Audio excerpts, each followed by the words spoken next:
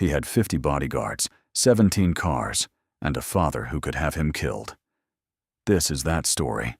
The car stops. Nobody inside moves until you say so. Your bodyguard opens the door before you reach it. You step onto cold white marble. 50 men are standing in the courtyard right now. Not one of them looks at your face. Every single one stares straight down at the ground. You are 22 years old, and this is Tuesday. Your name is Uday Hussein, and in Iraq, that name is not just a name. It is a sentence. You are born inside a palace with snipers on the roof, not the kind people take tours through, the kind where the gardeners never make eye contact. You have 14 nannies and a private zoo. You have toys shipped from countries your father has sanctioned. Every kid at school laughs before you finish your jokes. You are 7 years old, and you think that is friendship. It is not friendship. It is what fear looks like on a child's face. You will not learn the difference for a very long time. You make one real friend at age 9. A diplomat's son with a card game his grandfather invented. You play it for 3 hours straight, laughing until your ribs hurt. The next week, his family is gone, reassigned to a frozen embassy 6,000 miles away. Your security team flagged the friendship first. You are 9 years old, and you just got someone exiled. You never play that card game again. You never try to make a friend again either. Your father is not a man who lives in the same house. He is a uniform that appears once a month, surrounded by men who agree with every word he says. When he looks at you, it is not love. It is an inspection. Stand straighter. Speak louder. Do not cry. You see him more on television than at dinner. On television, he smiles. At home, he does not. He eats alone in his office almost every night. You stand outside his door sometimes, listening to silverware clink. You want to knock. You never do. Once, you slide a crayon drawing under his door. The two of you standing together, drawn in yellow and red. It never comes up in conversation. You find it in the trash 1 week later, folded once. He saw it. He just did not care. That is the first lesson your father teaches you. Not with words, with silence.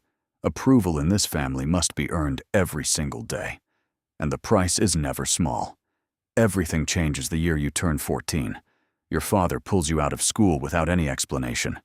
Military helicopter, countryside compound. You think it is a birthday surprise. Maybe a car. Maybe a watch. He walks you down concrete stairs. The air smells like rust and old sweat. A man is tied to a chair under a single bulb. A journalist who wrote something your father did not like. The man has glasses, soft hands. He looks like a teacher. Your father places a baton in your hand. 3 words. Teach him respect. Your whole body says no. You look at your father instead. That jaw. Those eyes scanning your face for weakness. You understand exactly what happens if you refuse. You become the one in the chair. You swing. The first hit is weak. The second is harder. By the 5th, something inside your head goes completely quiet. Your father nods once and walks out of the room. For him, that single nod is a standing ovation. You stand there alone holding the baton. Your knuckles are white. You just bought his approval. The price was someone else's blood. There is no return policy on something like that. Your office inside Radwaniyah Palace has floor-to-ceiling windows. Outside, the tigress moves slow and brown in the morning heat. The air inside smells of cold marble and old paper. You have 17 cars and horses worth more than most families earn. You stopped feeling guilty about any of it long ago. Guilt belongs to people who have other options available. You do not have other options. You were born at the top, and the top has its own prison. People outside think this life means you have no problems. They are completely wrong. Out there, threats come at you from the outside. In here, the threat sits across from you at dinner. In here, the most dangerous man in Iraq is your uncle. Today is not about the cars or the palaces. Today is about a problem. The problem has a name. Watban Ibrahim, your father's own half-brother, and your uncle. He has been moving money through private networks quietly, not through official channels, not through your father's accounts. The kind of careful that means someone has been planning a long time. You discovered this exactly 3 weeks ago today. You have told your father absolutely nothing yet. Go to him with half information and you look weak. Let Watban discover you know before you move that is worse. This is the real game inside this palace. Every family has politics. This one has consequences. You call in your man. His name is Saba. 6 years. Works only for you, not your father. That distinction matters more than anything else right now. You slide a single sheet of paper across the desk. Bank transfers, dates, exact amounts, all listed clearly. He studies it for 30 seconds and looks up at you. You ask only one question. Who else knows? 3 people inside Watban's circle have seen the accounts. You tell Saba you need everything on all 3 by morning. Where they live, who their families are, what they fear. Information in this palace never loses its value. It is the only currency that always holds. Saba leaves. You stand alone at the wide palace window. The sun hits the Tigris and turns the water copper. Your father always said Iraq is exactly like that river. Calm on the surface, deadly underneath.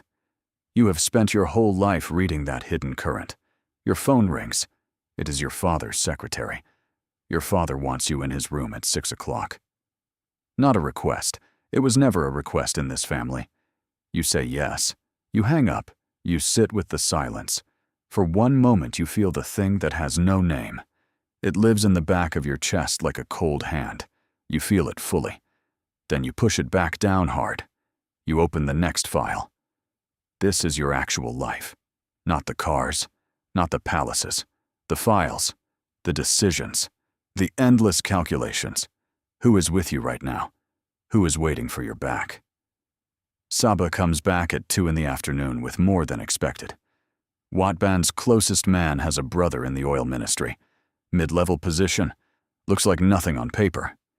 But his access to shipping manifests is very significant indeed. You lean back and look up at the ceiling. Then you see it. The whole picture assembles itself completely. Watban is not simply moving money for personal reasons. He is quietly positioning himself inside your father's infrastructure. Not to overthrow anything, Watban is not that stupid. He wants his own table, his own power, his own heir. You almost respect what he has been quietly building. Almost. But respect does not exist inside this equation today. What Watban is building sits outside the family's total control.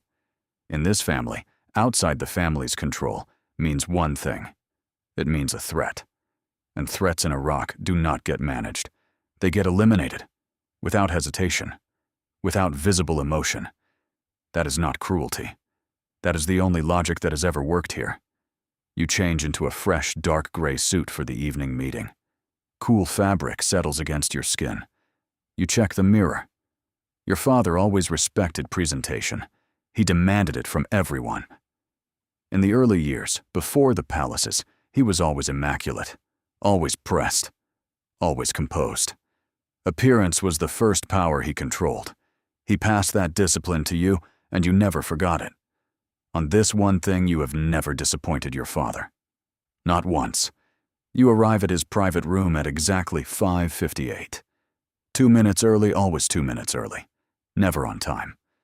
On time is what everyone else does. 2 minutes early says you are fully prepared. You understand everything. He is already there when you arrive. He is always already there. Saddam Hussein has survived assassination attempts, coups, and brutal wars. He has survived sanctions and 30 years of enemies wanting him dead. He sits at the head of the table, and the room changes. It is not the guards or the heavy furniture. It is him. The absolute weight and stillness of the man himself. The air around him is different. Even the silence here has weight. He looks at you. You sit without hesitation or visible nerves. He asks how you are. You tell him you are well. He nods once. Then, without warning, he asks about Watban. You do not blink. You do not hesitate for even one breath. You open your folder and place it flat on the table. Every transfer, every date, the oil ministry connection, all of it. 3 options listed at the back. Consequences of each clearly outlined.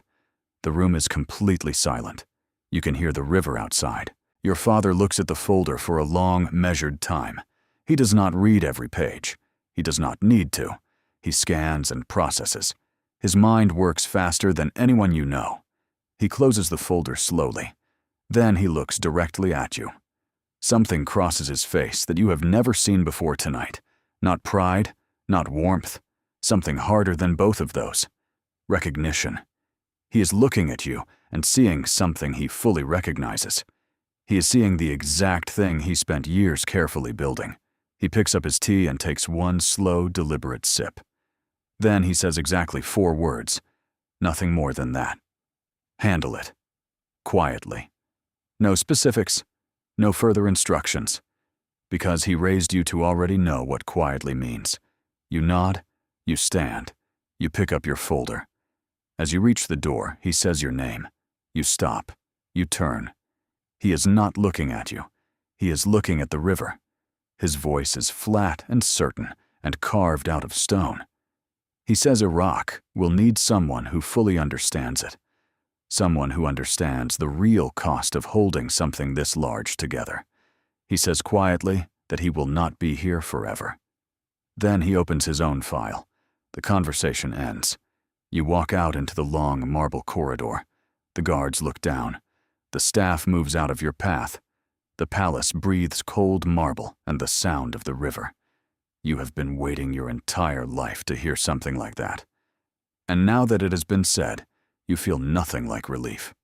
Not joy either. Something colder. Something that settles like a stone, dropped into still water. Sinking without any sound at all. You understand what those 4 words actually mean. They mean the full weight of everything is coming toward you now. Every decision, every enemy, every file, every hidden current running beneath. You will carry all of it the way he has carried it, the way it has carved him over 30 years into what he is. You walk back to your office. Saba is already waiting. You hand him one clear instruction. He nods and leaves. Outside the wide windows, the tigress keeps moving, as it always does. Slow and brown, carrying everything underneath toward a place that does not care.